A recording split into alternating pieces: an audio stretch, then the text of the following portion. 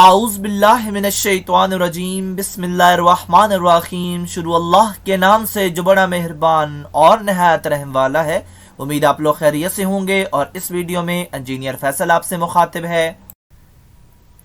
आप देख रहे हैं पाकिस्तान का सबसे बड़ा channel chemical engineering edge tech, जो कि केमिकल इंजीनियर्स और डीए केमिकल के स्टूडेंट्स के लिए तैयार किया गया है। इस चैनल में केमिकल इंजीनियरिंग के मुख्तलिफ सब्जेक्ट्स जिसमें industrial chemical process, industrial stoichiometry, chemical engineering, organic chemistry, mathematics, engineering informatic topics के अलावा इंडस्ट्रियल इंटरव्यूज़ के लिए शॉर्ट क्वेश्चन आंसर के लेक्चर्स भी शामिल हैं। आप मेरे चैनल को सब्सक्राइब करेंगे तो मेरी हर लेटेस्ट वीडियो आपको मिलती रहेगी। हमारी आज की वीडियो का टॉपिक है डीएई फर्स्ट ईयर की मैथमेटिक्स। एक्सरसाइज 2.6 है, क्वेश्चन नंबर 3 है और इसकी स्टेटमेंट में है सम द सीरीज, और एक सीरीज दे दी गई है। और अगर आप सीरीज के एंड पे देखें तो कहा जा रहा है nth टर्म। तो जब भी हमारे पास पहले हमने जितने भी सवाल किए हैं उनमें या तो हमारे पास उस जो सीरीज़ थी उसमें जितनी भी टर्म्स थी उनका नंबर बता दिया जाता था या टोटल बता दिया जाता था। तो अब कभी कभी ये भी बता दिया जाता था कि ये nth टर्म तक जा रही है। तो अगर हमारे पास सीरीज़ के एंड पे ये कहा जाए कि ये सीरीज़ nth टर्म तक जा रही है तो इसका मतलब है हमारे पास कोई फिक्स नंबर तो मौजूद नहीं है कि इस सीरीज़ में कितने टर्म्स इस्तेमाल होंगी। तो इसका ये मतलब है कि अब n is equal to n। तो जब n is equal to n हो तो फिर हम जो है आंसर के अंदर एक फंक्शन सा डेवलप करते हैं और फिर उसमें n की जो भी वैल्यू पुट करेंगे हमें आंसर मिलता जाएगा। तो अब हमने जो आपकी बुक पे भी प्रोसेस है उसमें यही है कि पहले इसको सिंप्लीफाई करें और फिर एक दो ट्रिक्स हम इस्तेमाल करेंगे ताकि इसको मज़ीद प्रोसीड कर सकें। तो सबसे पहले हम जो है वो ले लेते हैं इसका कॉमन। तो 3 इसमें से कॉमन आ गया और इसके बाद जो अंदर ब्रैकेट के अंदर हमारे पास दोबारा सीरीज़ बन रही है 1 यानी 0.1 फिर 0.11 इस तरह की।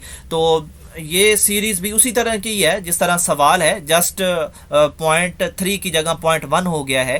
तो अगर हम उस पहली सीरीज़ को प्रोसेस नहीं कर पाए तो अब हम इसको क्या प्रोसेस करेंगे। तो इसके लिए अब हम यहाँ पे ट्रिक इस्तेमाल करेंगे और हम ऐसा नंबर तलाश करेंगे जिसको हम इससे मल्टीप्लाई करें और डिवाइड करें तो सीरीज़ वही रहे लेकिन हम फिर उस नंबर की वजह से आगे प्रोसेस भी कर पाएँ। तो हमने जो नंबर सेलेक्ट किया है वो है 9। तो अगर हम 9 को मल्टीप्लाई भी करें इस ब्रैकेट के अंदर और डिवाइड भी कर दें तो हम मज़ीद इसको प्रोसेस कर पाएंगे। तो अब हम कर देते हैं जी 9 से मल्टीप्लाई, तो हमें 0.9 और 0.99 0.999 मिल गया और ये भी nth टर्म तक जाएगी। ऑफ कोर्स हमने लास्ट को तो नहीं छेड़ सकते। तो अब हमारे पास ये जो 0.9 है इसकी एक और फॉर्म बन जाएगी और रहेगा ये 0.9 ही, लेकिन जो इसकी एक शेप है वो हम चेंज करेंगे। तो इस तरह के जो भी सवाल होंगे हम अप्रॉक्स यही मेथड इस्तेमाल करेंगे। और यहाँ पे जो 0.9 है इसको हम इस तरह भी लिख सकते हैं 1 नेगेटिव 0.1, और जो 0.99 है उसको हम इस तरह भी लिख सकते हैं 1 नेगेटिव 0.01। तो इनको नेगेटिव करने से भी हमें वही सीरीज़ मिलेगी और फिर उस सीरीज़ को 9 से डिवाइड करने पे फिर हम वहीं 0.1 पे चले जाएंगे। तो इसका मतलब है हम अभी तक जो है वो अपना प्रोसेस तो स्टार्ट कर रहे हैं लेकिन हमने कोई बेसिक आइटम चेंज नहीं किया। तो इस तरह जो बाहर 3/9 था ये सिंप्लीफाई होके 1/3 हो गया है। और अब इस जो हमने 9 का यहाँ पे ट्रिक यूज़ किया है उसकी वजह से अब हमारे पास ये जो ब्रैकेट के अंदर सीरीज़ बन चुकी है इसको अब हम 2 पार्ट्स में जो है वो करेंगे, अलग अलग करेंगे। और यहाँ पे आप देख सकते हैं कि इस 1 और 1 ये जितने 1 हैं इनको हम उठा के और nth टर्म तक ले जाके एक ब्रैकेट में लिखेंगे और दरमियान में हम नेगेटिव लिखेंगे और नेगेटिव के बाद जितनी वैल्यूज़ हैं उनको उठा के एक अलग सीरीज़ बना देंगे। ठीक है, हमने यहाँ पे 2 सीरीज बना दी और अब हम इन सीरीज के ऊपर जो है वो कोई ना कोई फार्मूला अप्लाई करेंगे। तो फार्मूला जो है वो ये है कि हम अब देखते हैं।